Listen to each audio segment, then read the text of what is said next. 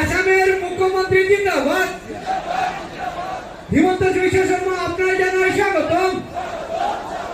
হিমন্ত বিশ্ব শর্মা আপনার জায়গায় স্বাগতম। হিমন্ত বিশ্ব শর্মা আপনার জায়গায় স্বাগতম। হিমন্ত বিশ্ব শর্মা জিন্দাবাদ। বিজেপি জিন্দাবাদ। বিজেপি জিন্দাবাদ। বিজেপি। তার মধ্যে জিজ্ঞেস করতে চাইছি আপনাকে, প্রতীক্ষিত শিলঘাট সেতু একটা প্রত্যন্ত অঞ্চলে লক্ষ লক্ষ মানুষের যাতায়াতের অসুবিধা ছিল এবং রোজগার, আয় ব্যয়, স্কুল যাত্রা এবং ছাত্রছাত্রীদের হয়রানির যে একটা ইতিহাস ছিল, আজ সেই ইতিহাসটা শেষ হতে চলেছে। আপনাদের অনুভূতিটা কীরকম এবং কেমন করে এই সেতুর অনুমোদন হলো, সেটার একটা ইতিহাস আছে, আমরা জানি কিছুটা, একটু বলবেন।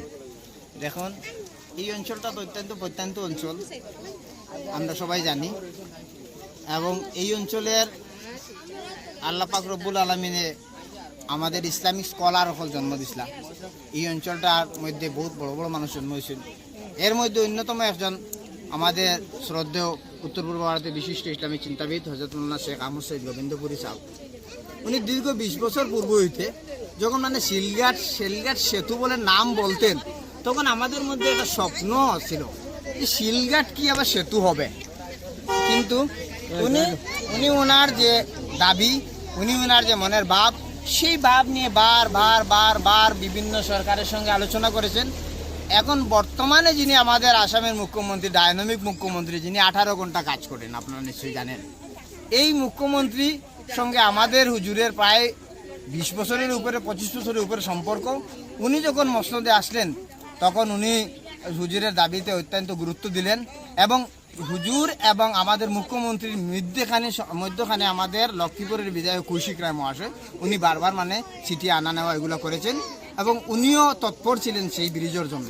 কিন্তু বিশেষ করে আমাদের বর্তমান মুখ্যমন্ত্রী যেদিন আমাদের বাদ্রিঘাট ব্রিজের ওপেনিং হয়েছিল, উন্মোচন হয়েছিল, ওই দিন উনি আপনার শিলচরে পদার্পণ করে আমাদের হুজুরকে ফোন করেছেন এবং বলেছেন, হুজুর আমি আপনার শিলঘাট সেতুটা দিয়ে দেব।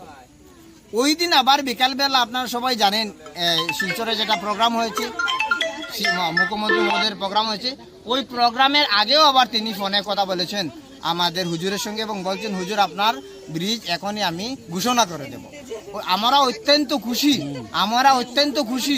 শুধু আসাম নয়, উত্তর পূর্ব ভারত নয়, গোটা ভারতবর্ষে যিনি অনেক শিষ্য রয়েছেন, জাতি ধর্ম বর্ণ নির্বিশেষে আমাদের অত্যন্ত শ্রদ্ধার পাত্র, ওনার সেই দাবিকে গুরুত্ব দিয়ে আমাদের ডায়নামিক মুখ্যমন্ত্রী আজকে যে অতি কম সময়ের মধ্যে শিলঘাট সেতুকে শিলান্যাস করে দিবেন এবং আমি আশা করি এই ডায়নামিক মুখ্যমন্ত্রীর সময়ে আমাদের কাজ কখনো দেরি হবে না, অতি সত্বর কাজ হবে এবং অতি শীঘ্রই এই অঞ্চলটা গোটা শহর, গোটা আসাম, গোটা উত্তর পূর্বাঞ্চলের সঙ্গে একটি যোগাযোগের অন্যতম একটা ব্যবস্থা হবে।